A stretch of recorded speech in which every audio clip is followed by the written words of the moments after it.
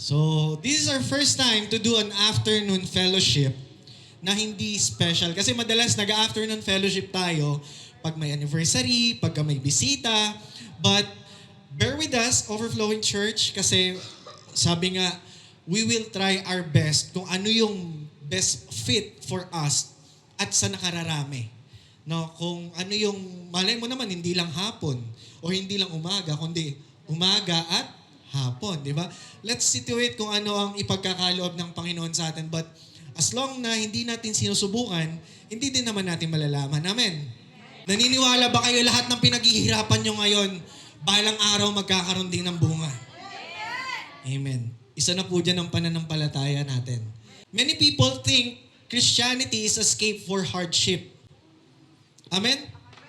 Kasi akala nila pag naging Kristiyano ka na, ay magiging okay ng lahat. Alam niyo, isa ako sa taong yun, mga kapatid. Dati pag feeling ko lang to, ako lang to. Hindi ko alam kung meron din iba sa inyong ganito, pero hindi ko kayo hinahawaan ha. Dati feeling ko pag tinanggap ko ng Panginoon at pag naging Kristiyano na ako, akala ko mawawala ang problema. Akala ko masasagot lahat ng problema. Pero alam niyo, along my walk on Christianity with God, dito ko natutunan na ang problema ay hindi nawawala. Dahil ang problema po ay parte ng buhay natin. When we decided to follow Christian journey, hindi po nagiging madali. It is not easy. But it is worth it. Amen? Palakpakan po natin ang ating Panginoon. Closing prayer po tayo. So, ganun-ganun na lang yan. No? Mas matagal yung inawit natin kaysa sa pakikinig ng salita ng Panginoon. Hallelujah. Pero may mga ilang statement po ako na i-share sa inyo at alam ko yung isa dyan nabasa nyo na sobrang daling sabihin pero ang hirap gawin. Yung unang-una ay, sino yung nasabi nyo na mag-iipon na ako? It's an action di ba? Mag-iipon na ako. Pero hanggang salita lang tayo, mag-iipon na ako. Magkano na ipon mo after a year? Ano, utang. Ipon ko utang, di ba? Ano pa yung mga ilang statement? Ito yung mga sumusunod na statement. Yan! Magigising na ako ng umaga. Sino dito yung mga morning people? Wow, morning people! Uwe, o morning na natutulog. Sino dito yung mga ano man tawag nila? Owl?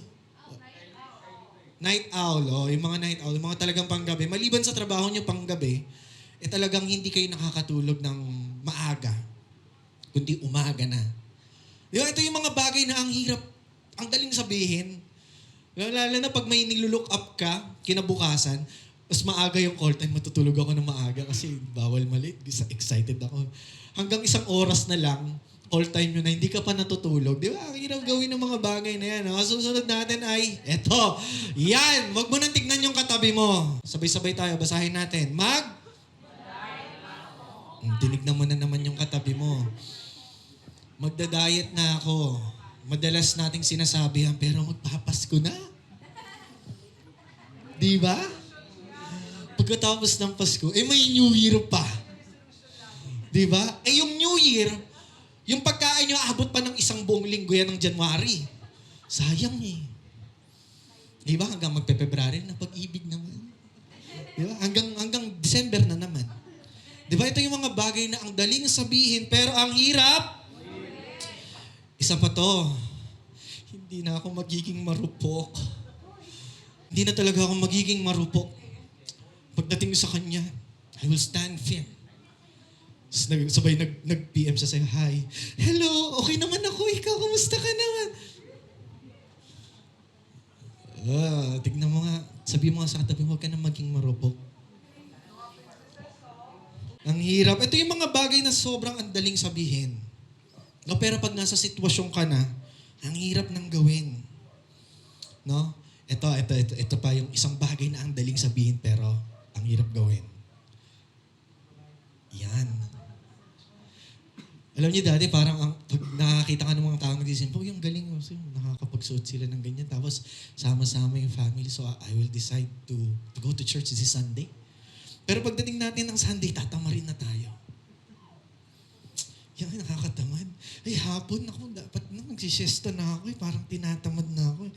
Parang nawawalan ka ng gana. Sabihin mo bakit? Sabay-sabay, sabihin mo bakit? Kasi po unang-una, mali na agad yung intention mo. Amen?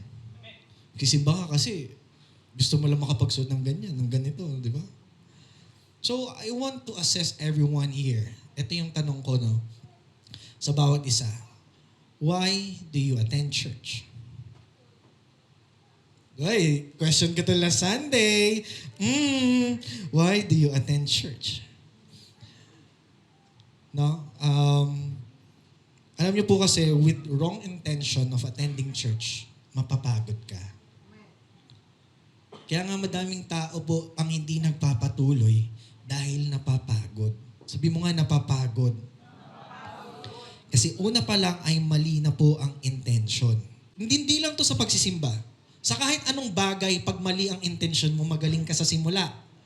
Pero mapapagod ka, magsasawa ka, bibitaw at bibitaw ka. Amen. Kasi una pa lang, mali na po ang intention. Dapat po pala ang intention po natin ay hindi nakatuon lang sa tinatawag na Sunday habit. Sabihin nga natin, Sunday habit. No, yung magpupunta ka ng church para lang dahil aawit ka, dahil lang sasayaw ka, or dahil lang nandito itong pamilya mo, or dahil nandiyan yung barkada mo para squad goals, uy, sama-sama kasi baka tuksuin ako na itong mga to pag hindi ako sumama. Or possible is, andito ka sa church dahil nandito yung boyfriend mo or yung girlfriend mo. Yan. Parang wala nag-i-amen ah. Walang ganun dito, amen. Parang meron. Parang meron ata, no? Kung hindi po dapat, kaya tayo umaattend ng church dahil gusto po nating makilala ang Panginoon. Amen. Higit sa lahat, para matuto po sa Kanya. Amen. At lalong higit sa lahat, ay para magpabago sa Panginoon. Amen. Kung papalakpakan po natin ang Panginoon, palakpakan po natin no, ng malakas ang Diyos. Hallelujah. Ito po yung mga bagay na dapat ginagawa natin. Ang intention po natin, that's why we go to church, hindi para umawit lang, hindi para tumugtog lang, hindi para kung ano man yung gagawin natin. Dahil kung yan lang ang intention mo, church, mapapagod ka. Lagi na lang ako.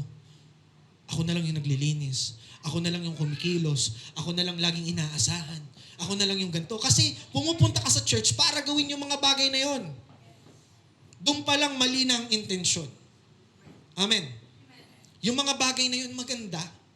Hindi ko po sinasabing mali. Maganda yun. Pero what is the real purpose why you go to church? Unang-una, para mas makilala ang Diyos mo. Amen. No? Pangalawa, para po maluwalhati natin sa Kanya at matuto tayo sa Kanya. Amen. At idikit sa lahat, patuloy na pagbabago sa Panginoon. Amen. And speaking po sa pagbabago, ang last statement po na pinakamahirap sa atin dito ay ito, magbabago na ako. Alam niyo, napakadaling sabihin. Pero yan po yung pinakamahirap na gawin. Sa lahat. Amen. Sabihin mo nga, magbabago na ako. O diba, kahit sarili mo ikaw, nagdududa ka sa sarili mo eh. Diba yung magbabago na ako, pero at the back, hindi nga. Sa totoo lang, church, ito po yung nakaka-frustrate gawin. Pinipilit natin eh. Ginagawa natin. And we're doing our best para magbago. Amen. At itong pagbabago na to, na kahit anong gawin nating pagbabago sa sarili po natin, ay nakikita natin parang hindi tayo lumalayo. Kasi minsan, binabago natin yung sarili natin according sa taong mga nakapaligid sa atin. Kung sino yung mga nakapaligid sa atin, we try to change ourselves for them. Amen. Pero alam nyo, ang pinakamagandang pagbabago na pwede nating gawin ay ang pagbabago tungo sa identity natin sa Panginoon. Amen. When you say identity, ito yung kakilanlan. Alam niyo po, ang pinakamagandang pagbabago ay makilala natin ang sarili natin, kung sino tayo at paano tayo nilikha ng Panginoon. Amen? Yung purpose bakit tayo nilikha ng Panginoon. In Romans chapter 12 verse 2 says, "Do not conform to the pattern of this world, but be transformed by renewing of your mind." Kung titignan niyo po, according sa Bible, in order for us to be transformed, is we need to find our identity with God. At to find that identity with God, ang una po natin gagawin is to renew our mind. Amen? Sabi mo nga sa katabi mo, may pagbabagong isip. Pag sinabi mong pagbabagong isip, hindi yung pabago-bago ang isip. Ha? Kung hindi, may renewing of mind. One thing that hinders people in starting a Christian walk is the pressure that they need to change. Sabihin nga natin, pressure. Sa totoo lang, ang dami pong taong gustong umattend ng church. Amen? They want to go to church. Madami din pong taong gustong umawit para sa Panginoon. Amen. Madami rin tao gustong tumugtog para sa Diyos. Amen. Marami pong gusto din na maging usher, na maghatid sa inyo, na mag-assist sa inyo. Madami pong tao na gustong mag-lead ng people towards God, but sometimes they don't want to come in. Amen? Because they don't want to step in because they are pressured. Ito po ang sinasabi sa Biblia when it comes sa pagbabago. In 2 Corinthians chapter 5 verse 17, therefore, if anyone in Christ, the new creation has come. The new creation has sabi mo nga, may pagbabago. A changed life is not the key to salvation. Kahit ano pong gawin nating pagpapakabait, kahit gaano po tayo magbago, there's only one way of salvation. And that is Jesus. Sinabi po yan sa John 14:6. I am the way, the truth, and the life. No one comes to the Father except through me. Kahit ano pong gawin mong pagbabago. Amen? So, ba't pinag-uusapan natin yung pagbabago kung we talk about salvation here. Hindi ka isi-save ng pagbabago mo. But it is a fruit of one's salvation. So yung pagbabago, hindi mo ginagawa dahil gusto mong masave. Yung pagbabago, nangyayari dahil naligtas ka. Amen? Naintindihan niyo ba yon? So ginagawa mo na nagpapabago ka sa Panginoon dahil naiintindihan mo na niligtas ka ng Panginoon. May paglilingkod sa Diyos. No? May pagpapakumbaba before God because you understand na yung ginawa ni Jesus ay hindi mo magagawa kahit gaano ka kabait. Kahit gaano kalaki yung tithes na binibigay mo. Kahit gaano kadaming verse yung kabisado mo sa Bible, hindi yan magagawa, hindi mo magagawang ma-save yung sarili mo. Only Jesus can do to save us. And once you receive and you understand that salvations come from Jesus, change follow. Doon ka magsisimulang magbago.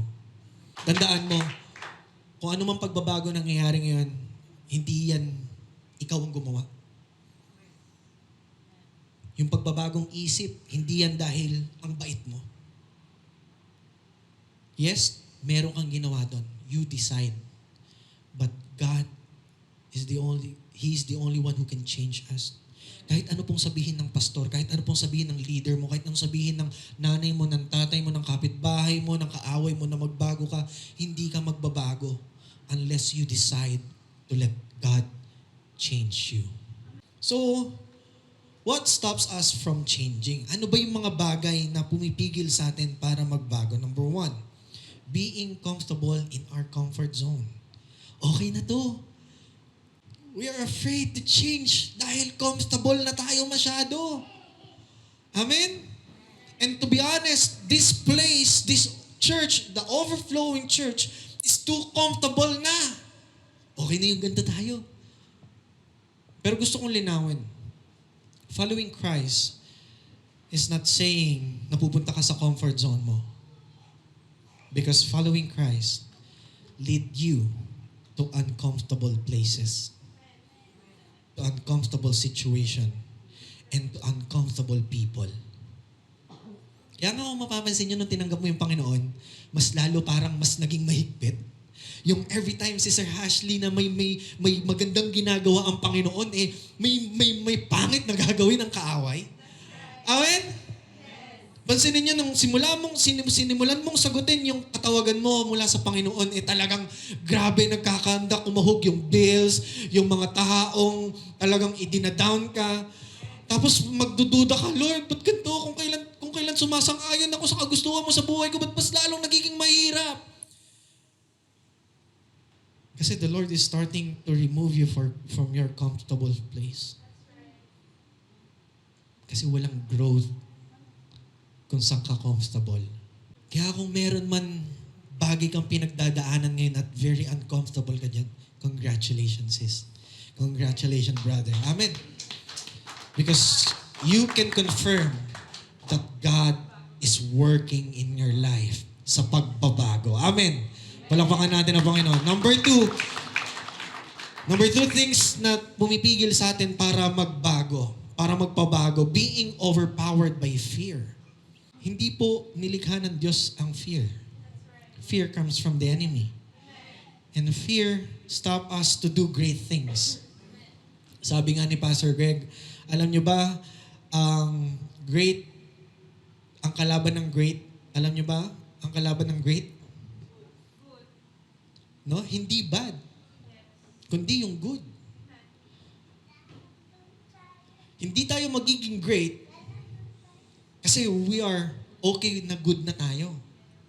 We're too afraid to be great sa mga ginagawa natin kasi comfortable na tayo sa pagiging good. Tandaan nyo, laging may improvement. Sa lahat ng ginagawa natin, hindi lang po sa pananampalataya natin. And number 3 things na pumipigil sa atin is being imprisoned by sin. Marami pa rin po tayong mga unconfessed sin. And this thing, pag yan nag-kick in sa atin, we feel na hindi natin deserve yung mga ginagawa natin. Yung pag may kasalanan ka, ayaw mong tumayo dito eh. Amen? Kasi pakiramdam mo, nagigilty ka. And guilt not comes from God. Ano yan ng kaaway? Gameplay yan ng kaaway, yung fear, yung guilt. So anong gagawin natin? We need to surrender everything to the Lord. We need to confess our sin. Amen? Palakpakan po natin ang Panginoon. So ano nga bang ibig sabihin ng Christian change? Sabihin nga natin Christian change. Ang pagbabago po ng isang Kristiyano is being a new creation does not mean you will be perfect. Kailangan pala pag Kristiyano ka, perfecto ka. Madaming tao ganyan, lalong-lalo na po sa mga hindi mananampalataya at hindi kilala ang Panginoon. Pag sinabi nilang Christian, laging may nakadikit na perfect dapat.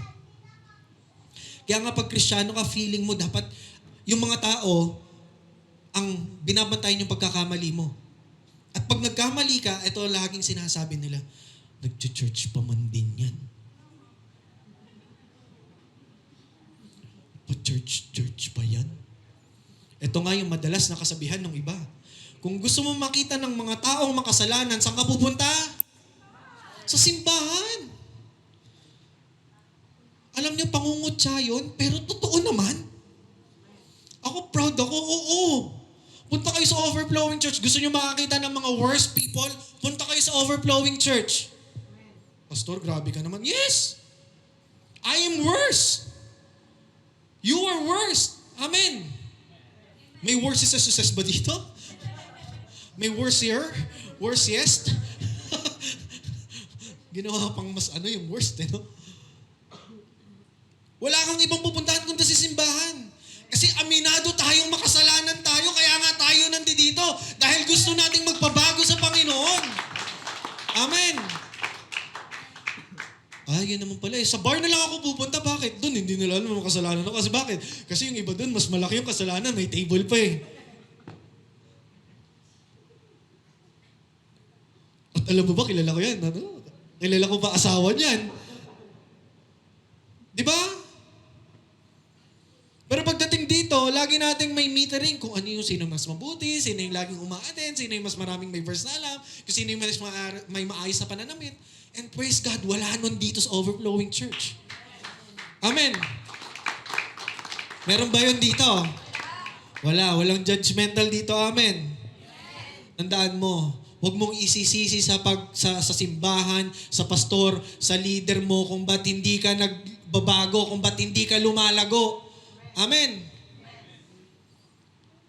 Huwag mong sukatin sa mga nakakasama mo sa church kung bakit ka nalalayo sa simbahan. Kung ba't hindi ka lumalago. Paano ka lalago? Hindi ka nga umaatin ng church. Amen. Tapos sisisihin natin, yung pastor ko kasi hindi na nawala yung kulay ng buhok. Natitisod ako. Kung ito yung basihan mo ng grace ni Lord, mauubos to mga kapatid. Limitado lang yung ibibigay ng Lord sa'yo kung itong basihan mo. Kung ang basihan mo, yung mga nakikita mong pangit sa paligid mo ngayon dito, and I praise the Lord, wala nandito sa ating simbahan. Amen? Amen? Huwag kayong titingala. Pag tumingala kayo, pumikit na lang kayo at isipin ng... Hallelujah. Yung mga pachi-pachi po na yan ng ating kisame, pagpapalay ng Panginoon. No. Sa mga ngayon lang po napansin, congrats. Bihira kasi kayong tumingala. No? Oh, pastor, kasi pag tumitingala ako, napapapikit ako eh. Kasi nagpupuri ako sa Panginoon. Amen! Amen. Kaya sa mga taong laging ampuna, ang pangit ng kisame nyo. Ang pangit ng nyo. Ikaw sis, tinignan mo ba sarili mo? I'm just joking. No? Wala pong perfectong simbahan. Wala pong perfectong church. Even us, we are not perfect. Pero patuloy tayong magpapabago sa Panginoon. No, ano pa ba yung mga bagay na pwede nating mabago? Christian living means everyday surrendering. Araw-araw po tayong sumusuko. Hindi lang every Sunday. Hindi lang every anniversary. Hindi lang every Thanksgiving. Hindi lang pag Feb-ibig kayo, sweet ng asawa mo. No, dapat araw-araw tayong nagsumusurrender sa Panginoon. Next is Christian change does not depend on your capacity. Madami sa ating ganito. Gagawin ko to. Gagawin ko yan. But have on your capacity to believe. Ang pagbabago po ay hindi sa kakayanan nating baguhin ang sarili natin. Bagkus sa kakayanan natin sa paniniwala na kaya tayong baguhin ng ating Panginoon. Amen? Palakpakan po natin ating Panginoon. Kilala niyo si Paul, di ba? Alam niyo, ang buhay po ni Paul, sobrang hirap. Si Paul po kasi, persecutor siya dati ng mga Kristiyano. So, ibig sabihin, siya yung number 1 na basher ng mga follower ni Christ at ni Jesus. Pero binago po ng Panginoon ang pananaw niya. Nung na-encounter niya si Lord, nabulag po siya. Pero binalik ng Panginoon ng kanyang paningin at siya'y naging si Paul. Grabe yung pagbabahagi niya ng salita ng Panginoon. Pero hindi po naging perpekto ang buhay ni Paul. Hindi po naging madali. Nung binago siya, even yung mga kapwa niya disciple, hindi naniwala. Bakit kami naman naniwala dito? Iyan nga yung dating gustong magpapatay sa atin. Tapos maniniwala tayo sa kanya. Hindi po naging madali. And for us, when you start attending church, number 1 na magbabash sa atin, family natin. Totoo ba yan na nag-church ka na? Ganyan yung ugali mo. Yung asawa ko, nag-church ka, kung bugangaan mo ako, grabe. Number 1 na hindi maniniwala na nagpapabago na tayo sa Panginoon ay ang pamilya natin. Amen. Kasi kilala nila kung ano tayo. At dahil nga, pag sinabing church, pag sinabing Jesus, pag sinabing Christianity, may kaakibat na dapat perfect. Dapat maayos. No, hindi ba pwedeng yung Christianity is worst and we want to change by God? So akala kasi nila, pag nag-church ka na, paglabas mo dito, yung halos lahat ng pagpalaing kayo ng Panginoon, lahat ng tatapigin mo ng pagpalaing, no? Yung paglabas mo dito, banal na banal, hindi po. Kagaya po ni Paul, hindi po naging madali sa kanya. Pero, speaking of Paul, kailangan magkaroon po tayo, no, ng Paul mindset. Sabihin nga natin, Paul mindset. In Philippians chapter 3, verse 13 to 14 says, Brothers, eto po si Paul yung nagsasalita, Brothers and sister, I do not consider myself yet to have taken hold of it, but one thing I do, forgetting what is behind and straining toward what is ahead. Lagi niya pong iniiwan kung ano ang lumipas at nagpapatuloy kung ano ang nasa unahan. At kung ano po yung nasa unahan ni Paul, yung po ang mga pangako ng Diyos. At same with us, ito po'y pangako ng Diyos sa atin. Ang dami niya pong pangako sa atin. Pero hindi tayo makausad-usad dahil hindi tayo makaalis sa kung ano yung past natin. We define ourselves because of our mistakes. We define ourselves kung ano yung mga bagay na hindi natin maiiwan-iwan. Pero kahit ganun pa man, magkaroon tayo ng Paul mindset na kahit anong pag-judge ng mga tao sa paligid ninyo, dapat focus ka sa goal mo. Patuloy kang aabante. Hindi mo kailangan tumakbo. Hindi mo kailangan lumipad. No? Kahit hindi mo kailangan magpagulong-gulong. Kahit gumapang ka, ayos lang. Basta merong pag-abante. Amen? Palakpakan po natin ang Panginoon. Alam niyo ba, Overflowing Church, OC Fam, when we started this church 2 years ago as an overflowing church, kung sino po yung mga nasa harapan nyo kaninang tumutugtog at umaawit, pag preaching na po, sila rin po ang nasa harapan ko. At yung upuan po namin, hindi po umaabot sa 3 row. 2 na lang, bakante pa yung pangalawa. Amen? And we're about to give up. Dumating nga sa point na talagang isang kaluluwa na lang yun nandito. Sabi na, talagang nanghihina even us. Nanghihina din kami. Pero I pray, for the past 2 years, sabi ko, Lord, at parang nangyayari na naman. That we exist every Sunday. We gather every Sunday. And then after that, kanya-kanya na. Tapos Sunday uli, we exist every Sunday, we gather every Sunday, we worship, we praise, we listen to the word of the Lord, and then kanya-kanya na. At nagpapasalamat ako sa Panginoon dahil you acknowledge that you are part of this church. And you are part of Overflowing Church. At hindi po ako ang nangunguna dito, kundi ang ating Panginoong Jesucristo. Amen? So, hindi po ako yung kailangan paglingkuran. Hindi po yung mga pastor yung kailangan paglingkuran. Bagkus, tayo po ay mga lingkod. For how many years, nakita ko kung paano pa on-off ang nangyayari sa ating simbahan.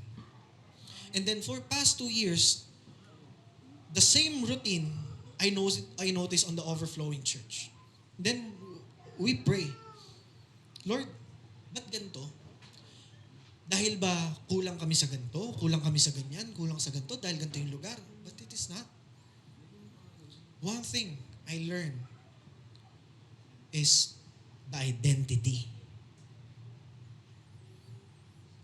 Even us as a Christian, paulit-ulit tayo sa mga ginagawa nating hindi maganda kasi hindi natin napangahawakan yung identity natin as a Christian. And today, kung bakit special po, no? Ang ating pag-uusapan ngayon is we will identify our walk with God as a church. Kaya church, it's about time na tumigil na tayo mag-church. Dahil feeling mo ay dito mababawasan ang kasalanan mo. Mag-church ako. Bakit? Magbabawas ako ng kasalanan. Bakit? Ang lakas ko uminom. 3 beses ako nakainom ngayong week. Para kahit next week, umapat. Hindi 7. 4 pa rin. Hindi. Stop going to church dahil gusto mo lang magbawas ng kasalanan. And do not go to church dahil gusto mo lang masagot ang panalangin mo. Mag-church ako, bakit? Kasi feeling ko dun masasagot yung panalangin. Totoo naman. But wrong intention. Amen? And do not go to church dahil Feeling mo pag hindi ka nag-church, hindi ka napagpapalain ng Panginoon. Maling kaisipan. Overflowing church. Be the church. You want to identify the overflowing church? Then be the church. Because you and I are the church. I am overflowing church. You are overflowing church. And it's about time we identify kung sino ang overflowing church. Amen. Are you ready? Of course. To identify the overflowing church is we need to know our purpose. Sabi mo nga purpose. Dahil hindi na tayo papayag ngayon na aatin lang tayo dito para okay yun, sasagutin ng panalangin dito ng Panginoon, pagpapalain tayo dito. But we have purpose. Overflowing church mission is this. Sulat natin to. This is our church mission. Sabihin nyo nga, church mission. Church mission. Everyone read. Believe, belong, and become. Sabay-sabay. 1, 2, 3. Believe, belong, become. 3 B's ang ating mission. Believe, belong, become. If you are part of this church, you need to believe.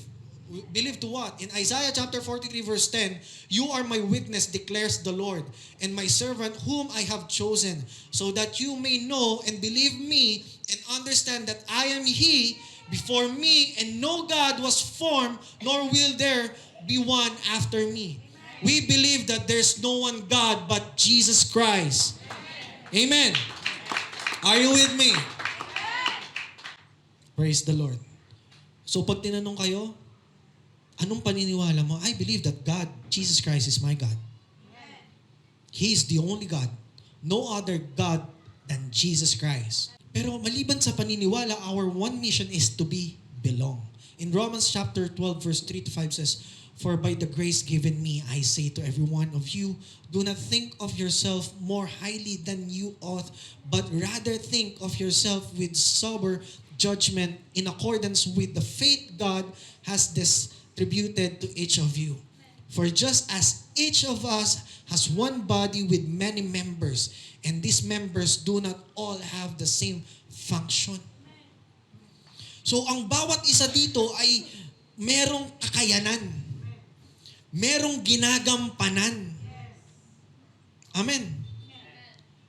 Parang sa basketball, hindi lahat pwedeng center. Hindi lahat pwedeng point guard. Di lahat kayo nagpo-point. Ikaw dun. Ikaw kaya dun. Hindi ikaw kaya dun. Lahat kayo center, lahat kayo nasa loob. Puro shooter yung kalaban nyo. Amen? We belong to one body, but we have different function. Amen? Kung naniniwala ka that Jesus Christ is Lord, you belong to this place. At naniniwala ko, hindi ka lang taga-upo sa lugar na to. Hindi ka lang tagapakinig sa lugar na to. That's why we encourage you to join the ministries na tingin mong makakapagbigay kaluwalhatian sa Diyos. Hindi ka papasok sa ministry dahil magpapasikat ka sa pastor or ipapakita mo yung kakayanan mo. You will go to the ministry dahil ito ang alam mong kaya mong gawin para mabigay yung kaluwalhatian sa Panginoon. Amen.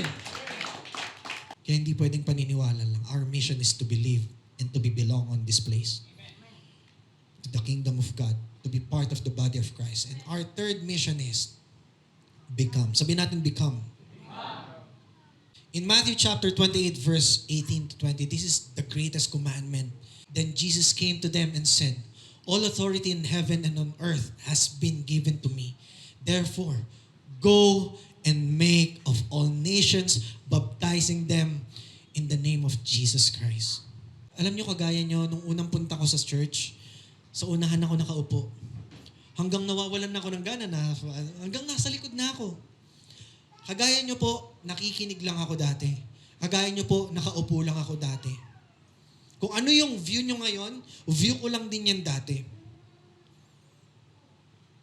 Pero kung hindi po dahil sa mga taong ginamit ng Diyos para tulungan po akong i-equip, tulungan akong lumago sa pananampalataya, malamang nandiyan pa rin ako.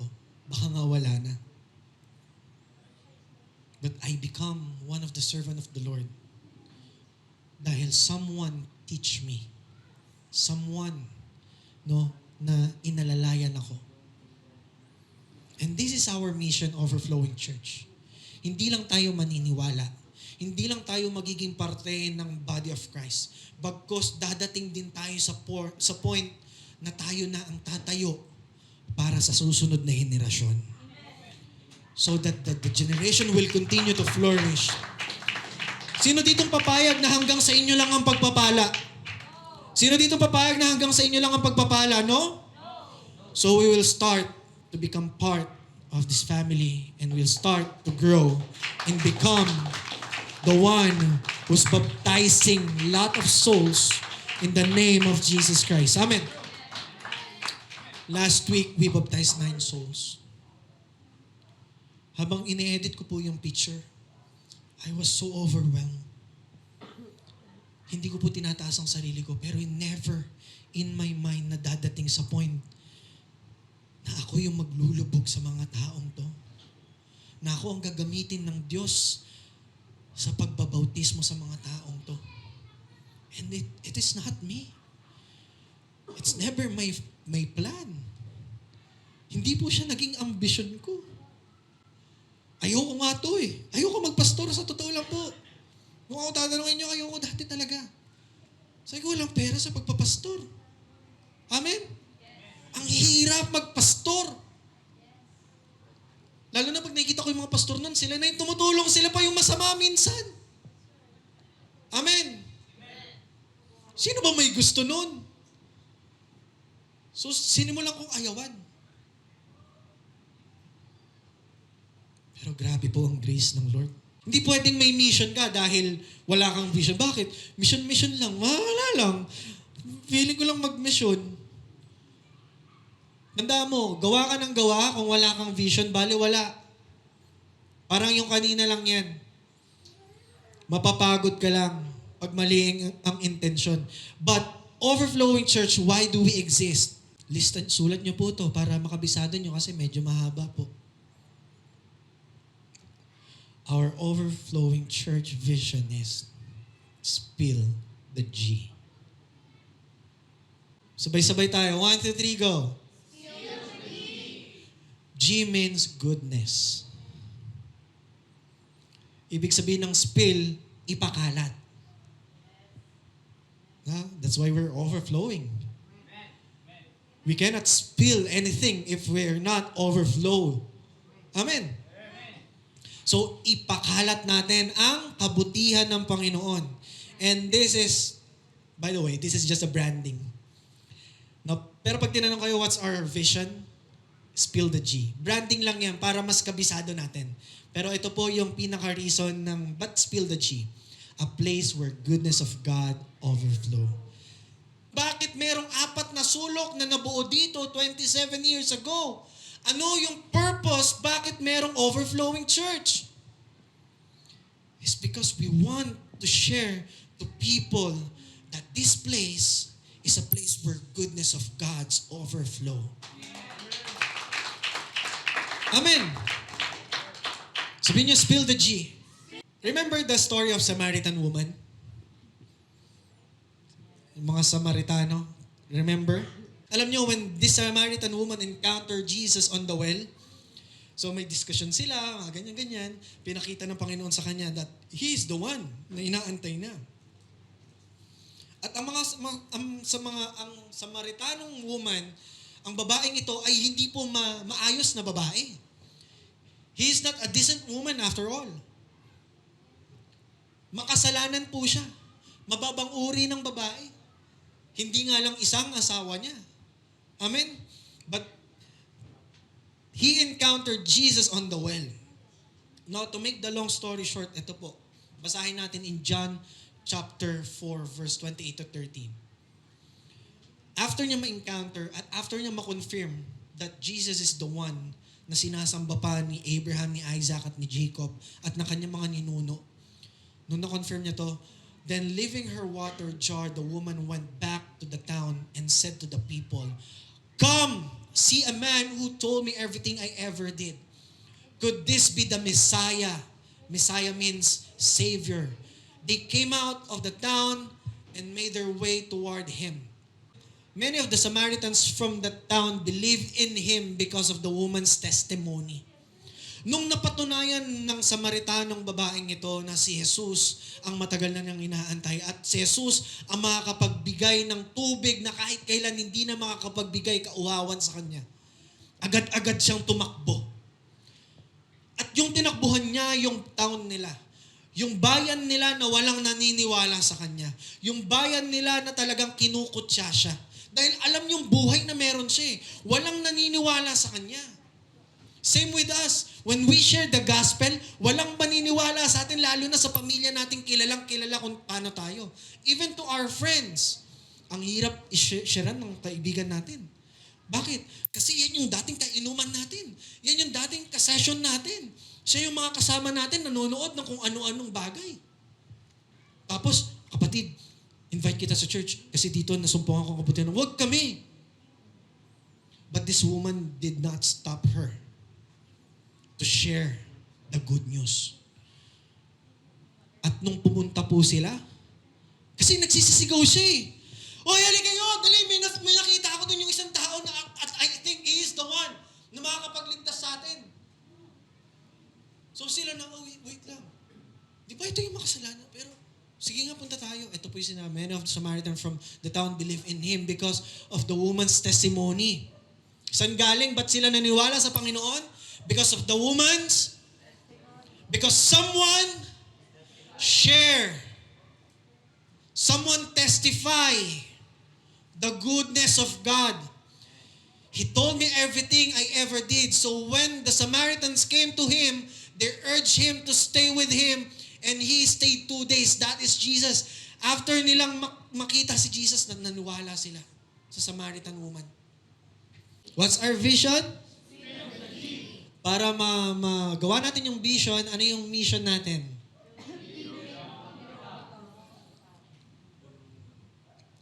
Hindi to pagandahan ng mission and vision. And it's about time you take that vision. Maybe it's about time na tigilan na natin to. Sabihin mo nga, tigilan na natin to. Tigilan na natin to kung tayo-tayo lang din. It's about time that we spill the goodness of the Lord. Hindi sa katabi mo. Hindi sa nasa kanan mo. Hindi nasa kaliwa mo. Hindi nasa likod mo. Hindi nasa harap mo. Kundi yung mga taong hindi pa nakakakilala sa Panginoon. Amen? Kasi nga kagaya na sinabi ko, you are the church. So be the church. If you want to spill the goodness of God, no, be the church. Hayaan mong makita sa iyo ang kabutihan ng Panginoon. Anong vision natin? We want to make this place na makita ng mga tao na yung goodness niya nag-overflow. How can we share this place where goodness of God overflow kung ngiti man lang, no, simpleng pagkumusta man lang, simpleng pagkamay man lang, simpleng pag-welcome man lang, hindi natin magawa. Amen? Tapos sasabihin mo, we want this place na makita yung goodness of Lord. Amen? Tapos ikaw, hindi mo mangitian yung katabi mo. Sige nga, practice, go. O, tignan mo, hindi mo na nga pastor, nginitian, pili pa kung sino yung katabi mo. Yung katabi mo, yung nasa kanan mo, di mo kilala eh. Yung kaliwa mo kilala mo. So, yung kaliwa yung hingitian mo. See? Kung saan ka comfortable, nandudong ka lang. Di ba, Pao? Siyempre, sikulas lang yung kilala niya. Yung nasa kanan mo din. Pero, simple as that. Amen? Ganun kasimple yun. Kung saan ka comfortable, doon ka lang. Pero dapat doon ka sa hindi comfortable. Hindi lang sa hindi mo kakilala, ngitian mo rin yung kaaway mo. Amen? Paano nila makikita yung goodness ng Panginoon nag-overflow sa lugar na to kung sumaside ay ka lagi? Amen. And I know everyone agreed that we want this place, a place where goodness of God overflow. Amen. That starts with you. Hindi lang po kay pastor. Hindi lang po sa leader. This vision is for everyone. And I pray, bago maglaro kung sinong mga taong gusto mong sharean, unahin mo ang pamilya mo. Amen? I want to tell this to you. Hindi po magiging madali. Right after this sermon, sa mga susunod na araw, hindi po magiging madali. Kagaya nga ng sinabi ko, bago pa dumating tong araw na to, grabe na po ang battles ng mga pastors ninyo. May kanya-kanya po kaming battles na sobrang grabe talaga. Pero one thing na kaya naming ma-identify ngayon, kung ano yung plano ng kaaway sa plano ng Diyos. And we will not define dun sa hardship. Sabi ko sa kanila, leaders, this is the season that we will crawling. Gagapang tayo. And as your pastor, this vision is not just for me, not for the leaders, but to each overflowing church family. We pray for this vision. We pray for the mission. And we will do what the Lord asks us to do. Alam nyo, ang pag-i-invite is one of the things that we're spilling the goodness of God. Alam nyo, yung pag-video natin, pag-picture natin, yung sinasabi ng iba, pang ano lang yan. It is one way of sharing the goodness of God and spilling of God on the social media. Amen? Kaya kung mapapansin nyo, sobrang dami nating poses ngayon. Because we have vision. And our vision is to spill. Kaya ang dami namin sinishare. Regardless kung maraming magla-like, maraming mag-heart, or hindi, okay lang. But we will continue posting it. And we will ask your help, guys. I pray, and I'm humbly asking you guys, every post po ng church, i-share po natin. Malamang walang makakapansin yan, pero let's share it. Alam niyo kung bakit? Sabihin niyo bakit? I'd like to acknowledge actually hindi na siya guest, our new part of the family, si Justin. Can you stand up, brother? Hallelujah. Sige, thank you. Bakit? Si Justin po, naka-attend na siya last week. Last Sunday, no? Tapos, umattend na rin siya nung midweek. Alam niyo po kung saan niya tayo nasumbong? Wala pong nag-invite sa kanya. Tinanong ko siya nung Wednesday. Kasi, nag-chat siya sa page. 10 yung church. Akala natin parang ano lang, di ba? May mga ilang sumasagot. Kasi sa mga admin nun, kung sino yung natataon, minsan si Pastor Aglay, minsan ako. So nagre-reply sa kanya. Then one of the Sunday, sabi ko, sige, kung di mo kabisado, pasundo kita. So sinundo siya ni Earl sa request ko that time. Pero walang nakapansin sa kanya. Ni wala man lang kumamusta sa kanya. And our vision now is we want this place to make a place where the goodness of God overflow. Brother, may ilan nang kumamay sa'yo ngayon? Marami na. Hallelujah. Palapakan natin ang Panginoon. So ito, tinanong ko sa kanya, bro, saan mo nakita ang church? May nag-invite ba sa'yo? May nag-chat? Wala. Alam niyo kung saan niya nakita? May nag-share ng My Day, tama? My Day ba or post lang? May nakita siya nag-share sa My Day.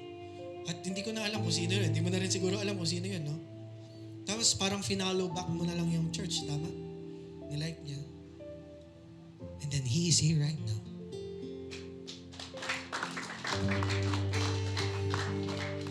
Guys, kung di nyo naiintindihan yun, uulitin ko sa mas magandang salita.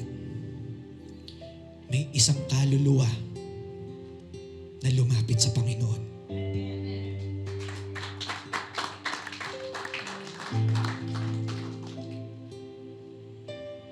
Amen? by simple sharing kung ano yung goodness ng Lord na pinapakita natin through photos, through videos, it can create big changes sa isang tao. Possible ito yung magiging simula ng lakad ng taong makakakita sa mga sinishare natin. And aside sa social media, start transforming your mind and renewing your mind towards God. Na dapat kung paano tayo magsalita, kung paano tayo mag-isip, it can give glory to the Lord. Bakit? So that people may see the goodness of God in you.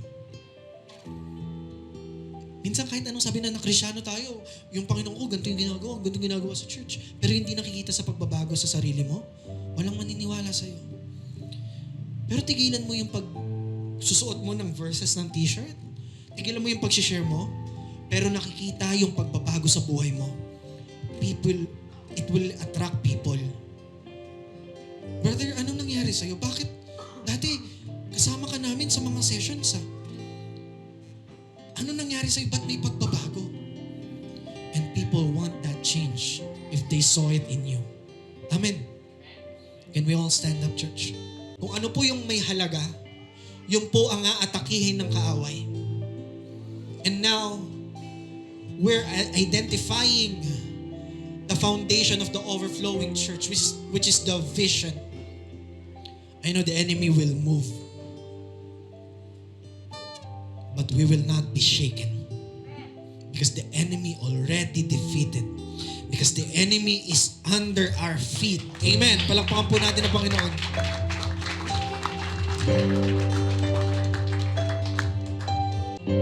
This is not a competition between your brothers or your sisters in Christ. This is a competition of who you are yesterday. Amen. Ang kompetensya mo, sarili mo. Dapat mas improve ka. Amen. Hindi natin kailangan ng mahusay. Hindi po natin kailangan ng magaling. Kung titignan niyo po itong mga musicians natin, hindi naman po kami, si Joshua natulak lang nung pumunta po yan sa church na to, gusto niya pong maging ministry drums. Di ba Kuya Jansen? Papaturo sa kay Kuya Jansen eh. Hindi siya marunong mag-keyboard. But God lead Joshua in this area para makita niya na hindi pa to yung para dito. Dahil mas the best ka kung saan kita nilaan. Si Peter po, mahina po ang widow niyan. No? Pero mahusay yan. Pero pagdating sa widow, hindi siya ganun kaayos. Si Brother Jansen po, may kapansanan. Si Matthew, gwapo lang. Pero alam niyo ba, si Matthew, mainitin po ang ulo niyan. Tapos, ang nakakatuwa pa doon, listen to this si Matthew mainitin ang ulo, tapos ito pa yung mga ibibigay sa kanya. Si Brother Jefford mahihain. Amen. As you can see, we are not defined kung ano yung mga pagkukulang natin. We are defined who we are. Kung sino tayo, paano tayo nilikha ng Panginoon. And we're living on that identity. Hallelujah. Church, our mission is to believe, belong, and become, because we want to spill the goodness of the Lord. Palakpakan po natin ang ating Panginoon. As we come to His presence right now, we will declare that starting today, that we are defined as an overflowing church, that we are a greatness in us, and we will build the household of God by spilling the goodness of our Lord Jesus Christ. Hallelujah! Praise the Lord! Palakpakan po natin ating Panginoon.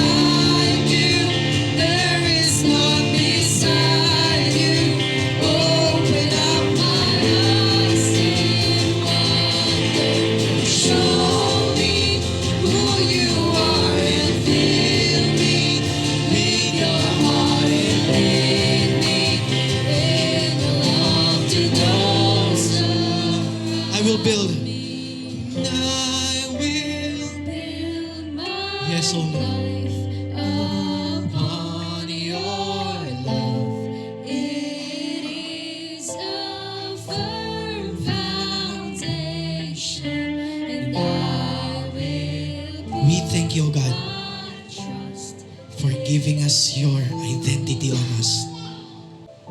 Bless the foundation of Overflowing Church. And use every one of us to share your goodness. So that hindi lang kami yung maniniwala sa'yo, kundi maibahagi namin sa mga taong hindi naniniwala sa'yo ang kabutihan mo, ang pagmamahal mo, ang grasya mo. So they may feel that they belong on this church. And I pray, soon, they will become the one teaching the next generation, O God. You are our great foundation. At walang sino man pong makakaagaw ng identity ng Overflowing Church. Kahit ano pa pong gawin ng kaaway na distraction, we will not be shaken because we build our church in your name. The great foundation that we have is our Lord Jesus Christ. If you believe that this place, a place of goodness of the Lord overflows, can you say amen? Palakpakan po natin ang ating Panginoon. Hallelujah. Praise be to God. Praise be to God. Hallelujah. Palakpakan po natin ang ating Panginoon.